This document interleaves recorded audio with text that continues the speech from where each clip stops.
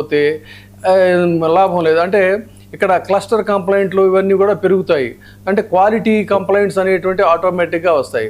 కాబట్టి కొన్ని సంవత్సరాలు ఏఐ పెట్టిన తర్వాత మళ్ళీ ఫ్యాక్ట్ చెక్ ఇవన్నీ చూసుకునే బదులు అసలు మనుషులనే పెట్టుకుంటే బాగుంటుందిలే అనేటువంటి దీనికి మళ్ళీ వచ్చారు అనేది విత్ ఎక్స్పీరియన్స్, వాళ్ళ యొక్క లాట్ ఆఫ్ ఎక్స్పీరియన్స్తో మళ్ళీ వాళ్ళు ఇలా వస్తున్నారని చెప్పంటున్నారు. అయితే ఇక్కడ ప్రజెంట్ ఒక 3 దశలు మనకి కనిపిస్తున్నాయండి.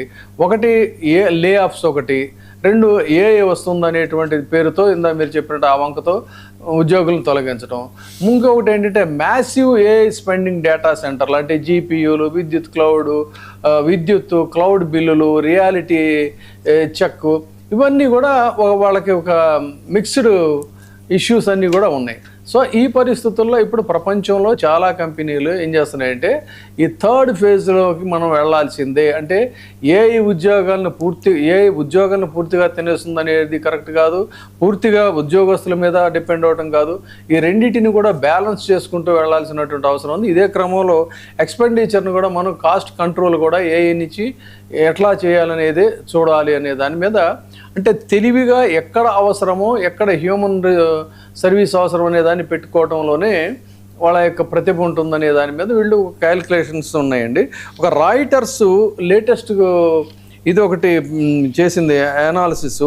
ఈ రాయిటర్స్ అనాలిసిస్ ప్రకారం ఏంటంటే ఏఐ వల్ల టోకెన్ ఖర్చులేమో అదుపు తప్పుతున్నాయి. కొన్ని అంచనాల ప్రకారం 2035 నాటికి ఏఏ ఖర్చులు సంస్థల మొత్తం టెక్నాలజీ బడ్జెట్లో దాదాపు 20% వరకు కూడా ఇవే తినేస్తాయని చెప్తున్నారండి. ఇంకొకటి ఏంటంటే ఉద్యోగుల్ని అంటే అదే ఇందాక మనం చెప్పుకున్నట్టు ఈ తప్పులు చేస్తుంది, ఫ్యాక్ట్ చెక్స్, ఇవన్నీ వాటి గురించి కూడా రాయిటర్స్ చాలా అనలైజ్ చేసింది. ఇది ఇక్కడ ఉన్నటువంటి పరిస్థితి. యాక్చువల్ మీరు ఇందాక అన్నట్టు సార్, చాలా తప్పులు చేస్తుంది ఏ కూడా అంటే ఈ గూగుల్ మ్యాప్లు నమ్ముకుని చాలా మంది పాపం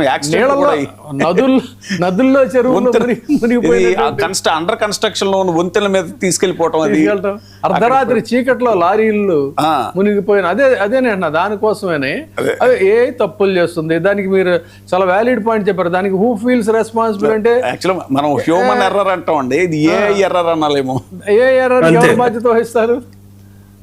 so sir, nothing can replace human intelligence అండి. ఎగ్జాక్ట్లీ. సో ఐటీలో కూడా చాలా ఉద్యోగాలు ఉన్నాయండి. సపోజ్ ఇప్పుడు కస్టమర్ ఫుల్ ప్రెషర్ లో వచ్చాడు, సో ఏదైనా పెద్ద ఇష్యూ తీసుకొచ్చి ఎస్కలేట్ చేసాడు అనుకోండి, ఇది సరిగ్గా అవ్వట్లేదు అని చెప్పాడు అనుకోండి, ఏఐ కస్టమర్ ని హ్యాండిల్ చేయలేదు కదండి. కొంచెం ఎక్స్పీరియన్స్ వాళ్ళు ఉండి కొంచెం పర్సనల్ టచ్ తో వెళ్ళి వాళ్ళ కస్టమర్ తో మాట్లాడి ఇవన్నీ ఏవైతే ఉంటాయో, there are many roles which AI cannot do even in IT sir.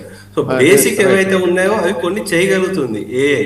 కానీ ఒకటి ఏంటంటే ఎవరికి బాగా డిమాండ్ ఉంటుంది అంటే అసలు ఏఐని మనం ఎంతవరకు వాడుకుని ఎలా వాడుకుని మన ప్రొడక్టివిటీ మనం చూపించగలుగుతాము అని ఎవరు వాళ్ళు ఆ టాలెంట్ డెవలప్ చేసుకుని ఉట్టి టాలెంట్ డెవలప్ చేసుకోవడమే కాదు దాన్ని ప్రొజెక్ట్ చేసుకోగలుగుతారో వాళ్ళకి శాలరీలు చాలా ఎక్కువ వస్తుంది, వాళ్ళకి డిమాండ్ కూడా చాలా ఉంటుంది. మీరు కొన్ని రిపోర్ట్లు చెప్పారు ఇందాక, కొన్ని ఏంటంటే వరల్డ్ ఎకనామిక్ ఫోరం వాళ్ళు ఇచ్చిన రిపోర్ట్ ఏంటంటే 170 మిలియన్ న్యూ రోల్స్ అంటారు. అంటే 92 మిలియన్ రోల్స్ తగ్గిపోతుంది, కానీ 170 మిలియన్ న్యూ రోల్స్ యాడ్ అవుతుంది అంటారు. గోల్డ్మెన్ సాక్స్ వాళ్ళు ఇచ్చిన రిపోర్ట్ ఏంటంటే 300 మిలియన్ ఫుల్ టైమ్ జాబ్స్ పోతాయి, కానీ కొత్తవి యాడ్ అవుతాయి, వాళ్ళ నెంబర్ ఏమి ఇవ్వలేదు. సో మెకన్సీ వాళ్ళు కూడా అలాగే ఇచ్చారు. అంటే కొత్త రోల్స్ వస్తూ ఉంటాయండి. సో దానికి తగ్గట్టు మన స్కిల్స్ ని అడ్జస్ట్ చేసుకోవడం is very very important sir. So మరి ఈ క్రమంలో ఈ నేపథ్యంలో ముఖ్యంగా ప్రపంచంలో అటు చైనా తర్వాత మొత్తం భారతీయుల్లో కూడా మన తెలుగు వాళ్ళు ఎక్కువ కాబట్టి, సో వీళ్ళ ఫ్యూచరు ఏ విధంగా ఉంటుంది ఈ ఏఐ ఎఫెక్ట్ వల్ల? అంటే మనిషిని భర్తీ చేసిన ఏఐ కాదు, మనిషి మేధను ఎప్పటికీ కూడా ఏది భర్తీ చేయలేదు అనేటువంటి 2 కాన్ఫ్లిక్ట్స్ ఉన్న నేపథ్యంలో ఫ్యూచర్లో మళ్ళీ ఐటీ ఉద్యోగస్తులకు ఒక అభయం దొరుకుతుంది. ఇప్పుడు ఇది పెద్ద మొత్తంలో వీళ్ళందరినీ తీసేయటం అనేది ఉండదు, ఇంకా మంచి అవకాశాలు ఉంటాయని అనుకోవచ్చా? ఒకటి ఇక్కడ చూడాల్సింది ఏంటంటే ఫస్ట్ ఐటీ ఇంజనీరు లేకపోతే ఐటీ ఉద్యోగం అంటే మనం అందరం యుఎస్ ఆపర్చునిటీస్, యూకే ఆపర్చునిటీస్ అలా అనుకుంటాము, డాలర్స్ ఎక్కువ సంపాదిస్తారు అనుకుంటాము. రాను తగ్గిపోతుందండి. ఆ గోల్డెన్ పీరియడ్ అయితే అయిపోయింది. Okay. అయితే ఇక్కడ ఏంటంటే డెఫినెట్లీ ఉండే వాళ్ళకి కొన్ని నేర్చుకోవాల్సిన స్కిల్స్ కొన్ని అయితే ఉంటాయి. జస్ట్ అంటే ఏఐలో కొంచెం టెక్నికల్ సబ్జెక్ట్ లో వెళ్ళినా సరే ప్రాంప్ట్ ఇంజనీరింగ్ అంటారు. అంటే ఏఐని మనం ఏం అడగాలి, మనకు భగవంతుడు ప్రత్యక్షం అయితే భగవంతుడు నాకు ఏం కావాలని అడగడం కూడా మనకు తెలియాలి కదా. సో ఏదైతే ప్రాంప్ట్ ఇంజనీరింగ్ ఏదైతే ఉంటుందో అది, అలాగే కొంచెం మల్టిపుల్ ఏజెంట్స్ ని ఎలా యూజ్ చేసుకోవాలి అంటే ఏఐ ఆర్కెస్ట్రేషన్ అంటారు. సో ఇలా కొంచెం ఎల్ఎల్ఎంస్ అంటారు. ఎల్ఎల్ఎం అనేది ఒక బ్రెయిన్ లాంటిది, దాన్ని యూజ్ చేసుకుని ఒక ఏజెంట్, ఏ ఏజెంట్స్ అయితే మనం ఎలా పని చేయించాలి, ఇటువంటివి ఏవైతే ఉంటాయో స్కిల్స్ డెఫినెట్లీ దానికి ఉపయోగం ఉంటుందండి.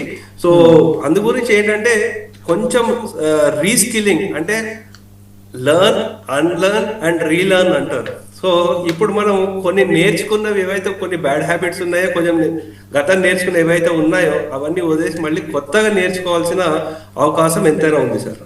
సో అంటే మీరు చెప్పేది ఇప్పుడు ఈ టెక్కీలకి సిలబస్ కూడా మార్చాల్సినటువంటి అవసరం ఉందా? ఆ కెపాసిటీస్ మనకు ఉన్నటువంటి ఇంజనీరింగ్ కాలేజెస్లో వాళ్ళు దాన్ని అడాప్ట్ చేసుకునే కెపాసిటీస్ ఉన్నాయా?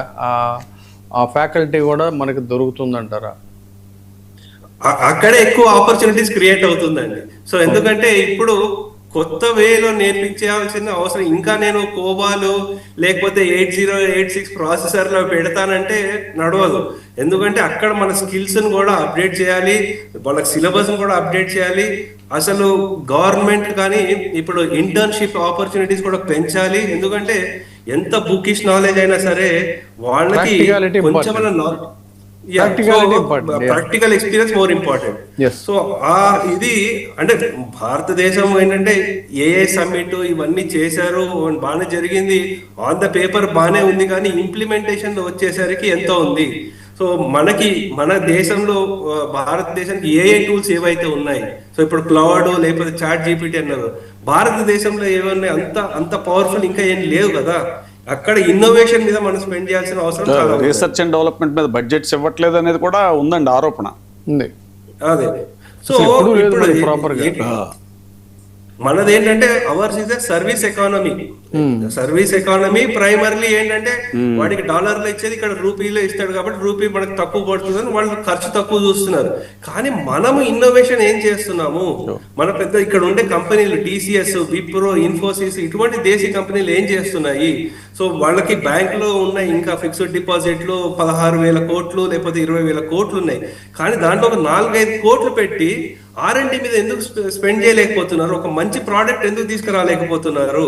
ఏదో ఇన్వెస్టర్లకి తిరిగి ఏదో డివిడెండ్ రూపాయలు డబ్బులు ఇస్తున్నారు, కానీ ఈ ఇన్నోవేషన్ ఎందుకు చేయలేకపోతున్నారు అనేది ఇక్కడ మన భారతదేశంలో ఉన్న ఇండస్ట్రీలు కూడా ఆలోచించాలండి. ఈ రిస్క్ తీసుకునే కేపబిలిటీస్ తగ్గిపోతున్నాయి మన దేశంలో. సో ఇది పరిస్థితి. చూద్దాం మరి భవిష్యత్తులో ఈ టెక్కీల భవిష్యత్తు ఆశావహంగా ఉంటుందా, లేకపోతే ఇదే పరిస్థితి కొనసాగుతుందా, లేదు ఇంకా కొంగొత్త ద్వారాలు తెరుచుకుంటాయి అనేది చూద్దాం. థ్యాంక్స్ అండి. Thank you very much sir, live లో జాయిన్ అయినందుకు. ఒక స్మాల్ బ్రేక్.